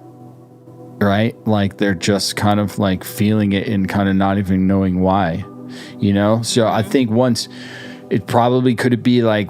we have an awareness of this type of emotional and empathic ability or consciousness, now we're at a different levels to where we can walk into that same room and be totally fine. I walk into Walmart and I have people going, "Where'd you get your earrings? Where'd you get that dress? Where did you come from? Yeah. Where are you going?" I'm like, "Have a great day." Yeah, you're too exactly because right. And what Blitty was saying earlier, it's like certain seeds. It's like our as you notch up in your frequency, right? Like you're now attuned in that area, right? So like the other energies kind of just bounce off or they phase out, right? Like if you want to look at it as a frequency and a, cosine, sine wave, cosine, like those are just phased out. So you don't even, they're there, but you're not even conscious. It doesn't even impact you. Yeah.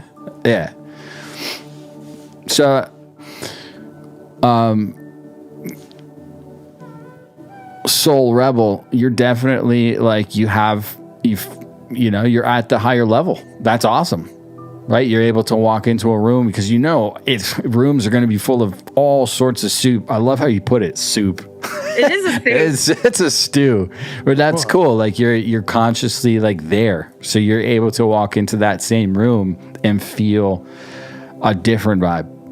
I've always been like that, but Cool. for me, like I've done a lot of meditation and There you go. I've done a lot of soul searching. There you go. And a lot of what I've learned personally is that a lot of stuff that most people see in everyday life is all programmed. Once you learn how to think for yourself and look deeper into certain situations, you don't see things like I don't see things like a lot of people see things anymore, especially from being homeless and living like with basically no money, sleeping in the street, and being around certain people that everybody think are drug addicts. You find that when you're outside of society, it's not what everybody thinks. It's not what everybody talks about. Like there's so much more to humanity, especially when it's outside of the main society and money. Like on the streets, people look out for each other. I mean, there's drug addicts and there's shit like that, but there's also good people with families, and they take you in and they treat you like family.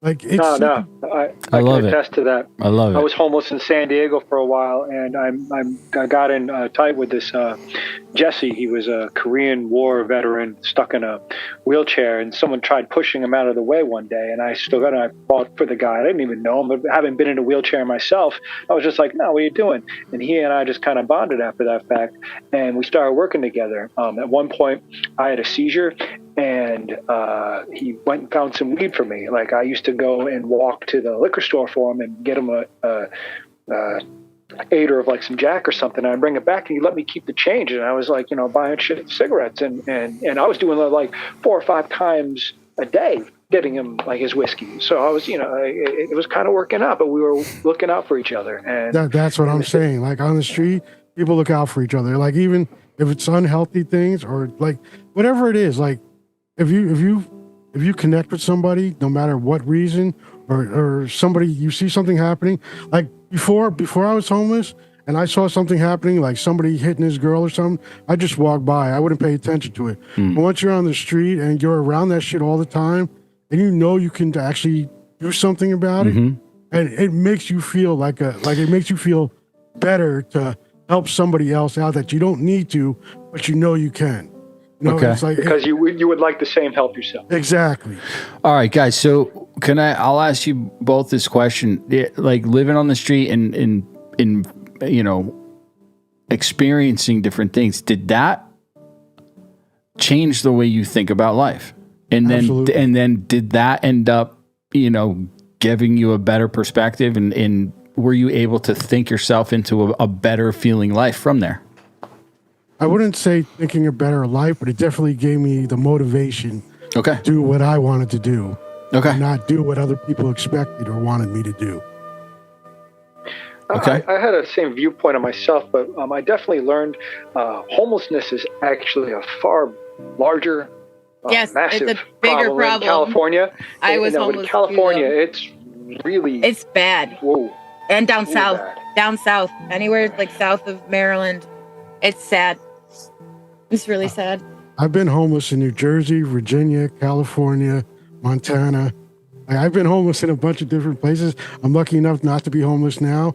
But living in all these different places and being around so many different types of people, it's always the same. There's always the people. There's that you're always gonna good meet that people are good there. people. Yes, You exactly. can real recognize is real. It doesn't take me very long to figure someone out. So the experience, does it changed the way that you guys think about reality And society. in society? Yep. Right. Okay.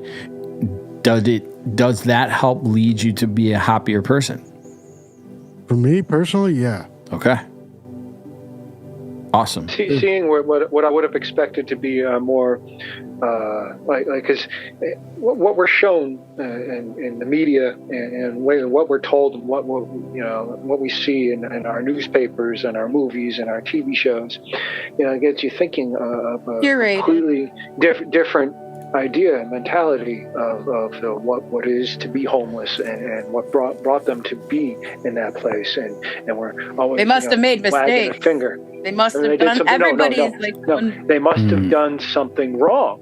Yep. But a lot of instances, that's not the case. I sure as fuck didn't do anything wrong. I got screwed out of a place that I was staying with a friend of mine, and pretty much went from place to stay to now I'm homeless. Oh goody.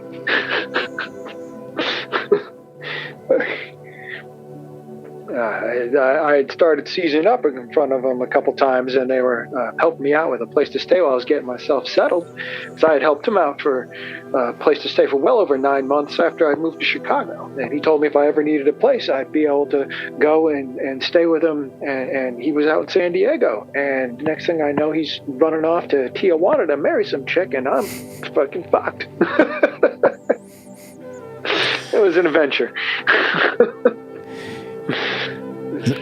Hopefully, what I encountered within the community of homelessness, and I literally camped out right outside one of the shelters. It was a whole completely different ethos, a completely different mentality, and there was definitely two sides. There was and a definitely distinct division between those people over here that are totally fucked up on drugs, and then there's people over here that may have necessarily, not been homeless because of that, lost a job, got fired, got laid off, just all sorts of other things that could have brought them to that point, but it wasn't, because I drank too much or because I did this or I did that. It was like I did everything I should have been doing, and here I am. It happens. It happens to the best people. It's like shit happens. Everyone's closer to it than they think that they are until it happens, because like a couple bad events happen in a row and you're not ready. And no, you're closer to being homeless than you are a billionaire. Yep. People don't realize it. Right. Don't. But so is there any part to getting to, in that point, having less possession, right? Is there more freedom? Is there happiness in the way of not having a ton of things? Because some people will say like money buys happiness, right? Money gets you this, gets you that, you can do the things you want to do in life and blah blah blah, right?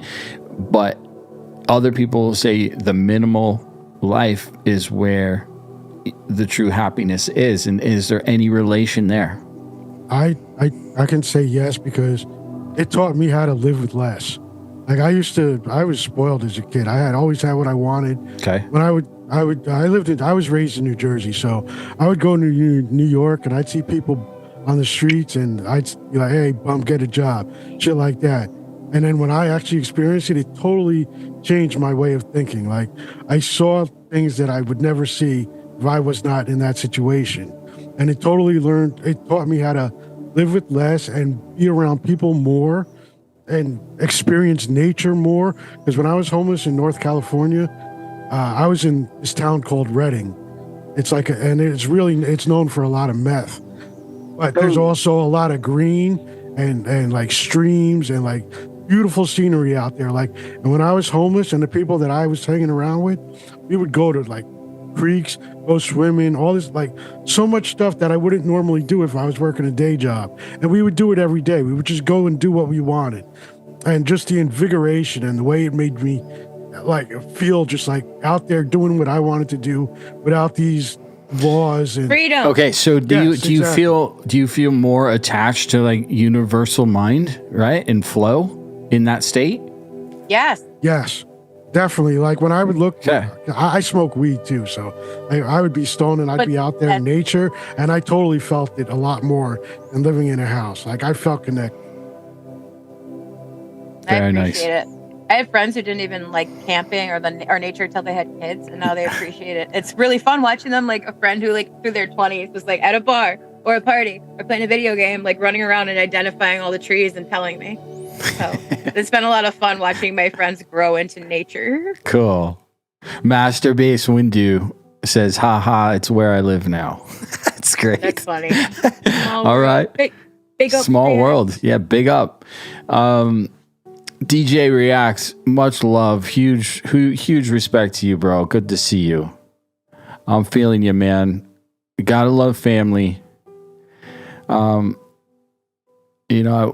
Blessings to you and your courage. I see you talking about what you go through, and it takes a lot to be vulnerable, and we're here for you. Okay. Keep believing, brother. Much love.